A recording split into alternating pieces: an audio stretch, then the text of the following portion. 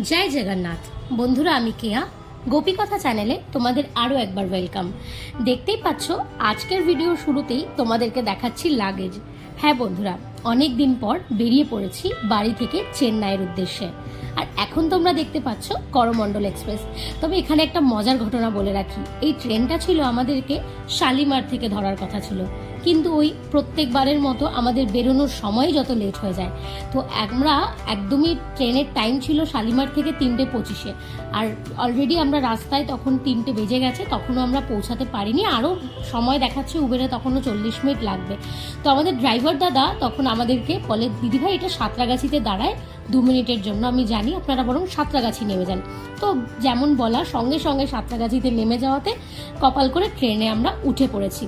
তো সিটগুলো মোটামুটি ভালোই ছিল, দেখতেই পাচ্ছ। আমাদের ছিল 3 টায়ার ইকোনমিক এসি।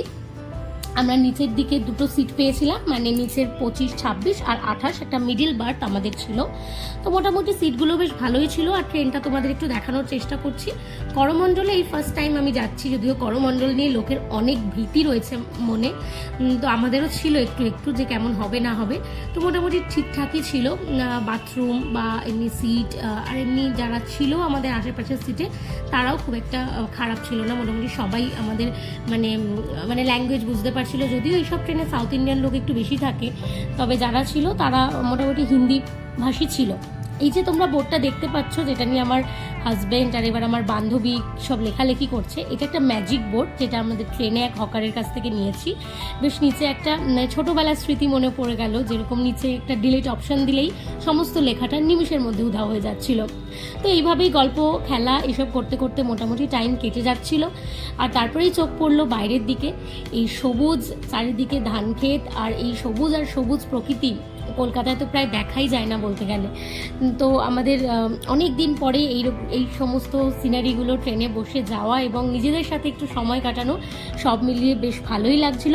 আর এই দেখো বন্ধুরা, যে গোদাবরী নদী, বেশ কিছুক্ষণ ট্রেন যাওয়ার পরে এই নদীটা আমরা পাস করি।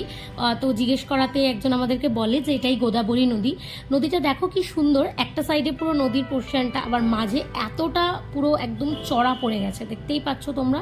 মানে একদম চড়ার জায়গাটা কিন্তু বেশ অনেকটা চড়া, তারপরে আবার বেশ এই নদীর একটা ভাগ দেখা যাচ্ছে। তো সত্যি আমাদের এটা দেখে খুবই ভালো লাগছে, যে মানে আবার তো খুব মনে হচ্ছিল যে ওই মাঝের ওই চড়া অংশটায় যদি বেশ কিছুটা সময় বসতে পারতাম।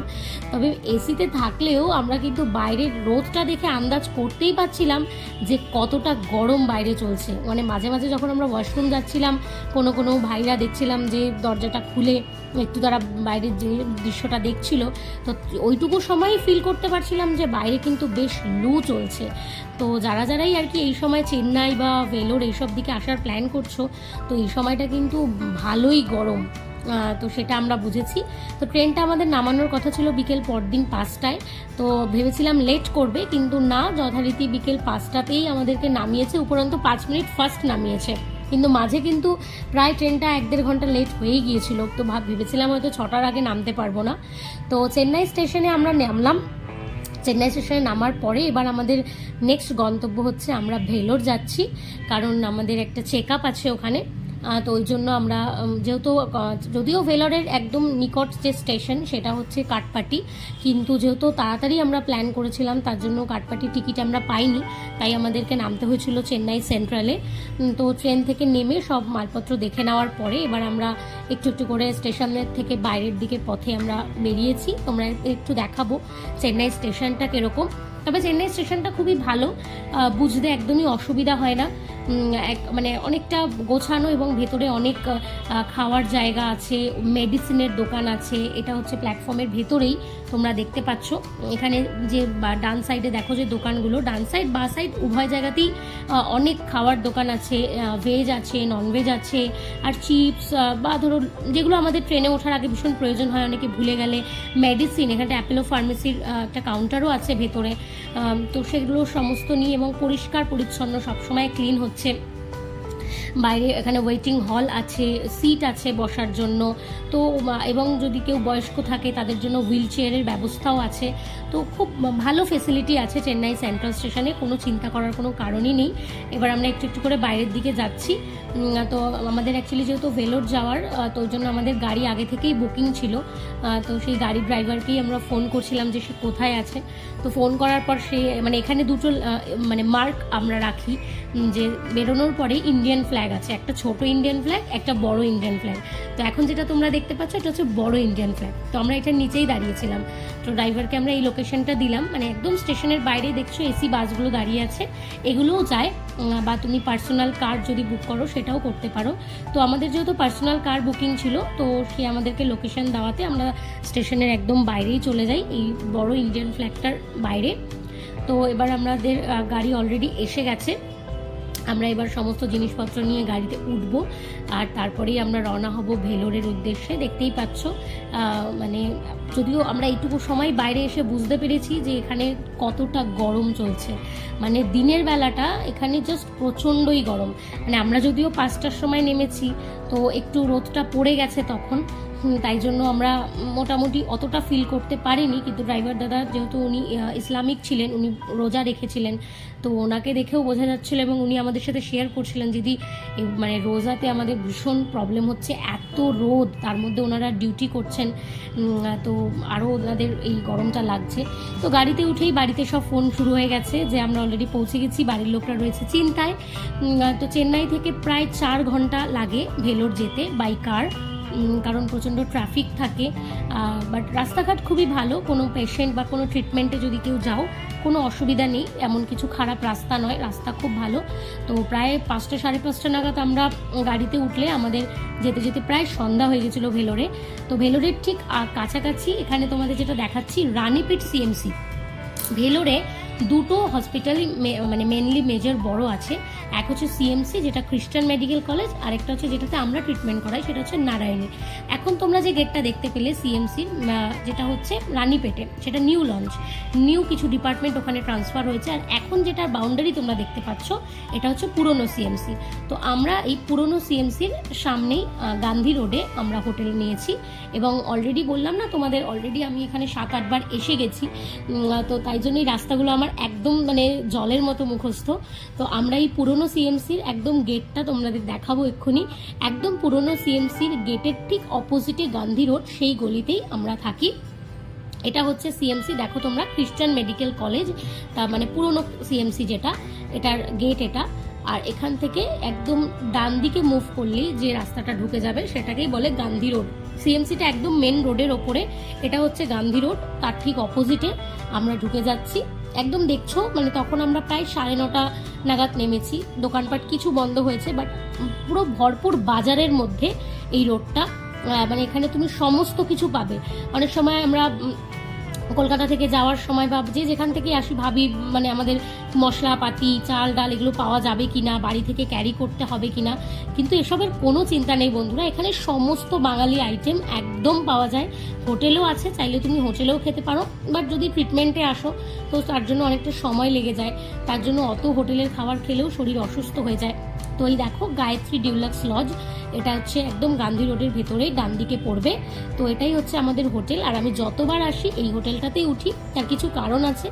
এটা হচ্ছে রিসেপশন একদম নিচে। তবে বন্ধুরা এই হোটেলের কোনো ফোন নাম্বার মানে ওরা শেয়ার করে না, কারণ এটা ফোনে কোনো বুকিং হয় না। যতবারই তুমি আসো তোমাকে ওই মুহূর্তে আসতে হবে, যদি রুম ফাঁকা থাকে তুমি পাবে, যদি না ফাঁকা থাকে তোমাকে অন্য অপশান নিতে হবে। তাই কিন্তু এই হোটেলের লিফট রয়েছে, তোমার পেশেন্টের জন্য ওঠা নামাতে কোনো অসুবিধা নেই। এটা হচ্ছে নিচে রুম, প্রায় সব মিলিয়ে হোটেলটাতে প্রায় 100-র বেশি রুম। তো রুমের অতটা অসুবিধা নেই। এই হোটেলটা নেওয়ার কারণ হচ্ছে এখানে জলের খুব কোনো অসুবিধাই নেই, 24 ঘন্টা তুমি জল ফেসিলিটিটা তুমি পাবে। কারণ আশেপাশে অনেক কম টাকাতেও তুমি হোটেল পাবে, কিন্তু সেগুলোতে ঠিকমতো জল পাওয়া যায় না, ঠিকমতো ওয়াশ হয় না, তোমার লোকজন অত বিশ্বাসী হয় না, জিনিসপত্র চুরি হয়ে যায়। কিন্তু এই লজে আমি প্রায় 7-8 বার এসেছি, মানে ভীষণ বিশ্বস্ত এখানকার কর্মচারীরা এবং ব্যবহার অত্যন্ত ভালো। আর পেশেন্ট নিয়ে আসা ওঠানামার কোনো অসুবিধাই নেই, লিফট পরিষেবা রয়েছে। আর এটা হচ্ছে ব্যালকনি, যেখানে তুমি বসে বাইরের সমস্ত নিচের মার্কেট তুমি দেখতে পারো, কারণ সবসময় তো সন্ধ্যার পর তুমি আর কত ঘুরবে, একটা টাইমে তোমাকে রুমে আসতে হবে। এবার শুধু রুম থাকলে তোমার একটু বোরিংও লাগবে। তো আমরা একদম রুম নিয়েছিলাম এবার একদম রুফটপে, একদম ছাদে, খোলা ছাদ, একদম হাওয়া। মানে এটা এখানকার হয়তো মানে ন্যাচারাল হয়তো একটা এনভায়রনমেন্টের বৈশিষ্ট্য, যে সারাটা দিন যেমন গরম থাকে ঠিক কথা, বাট রাত্রিবেলা কিন্তু ঠান্ডা হয়ে যায়। মানে রাতের পর থেকে অনেক সময় বৃষ্টি হয়, না একটা ঠান্ডা ওয়েদার, কারণ যেহেতু আশেপাশে বেশ কিছু পাহাড় রয়েছে, তো একটা ঠান্ডা পরিবেশ এখানে থাকে। আর ছাদে রাত্রিবেলা মানে বুঝতেই পারছো কীরকম লেভেলে হাওয়া দিচ্ছে। ছাদেও বেশ কিছু রুম রয়েছে এদের।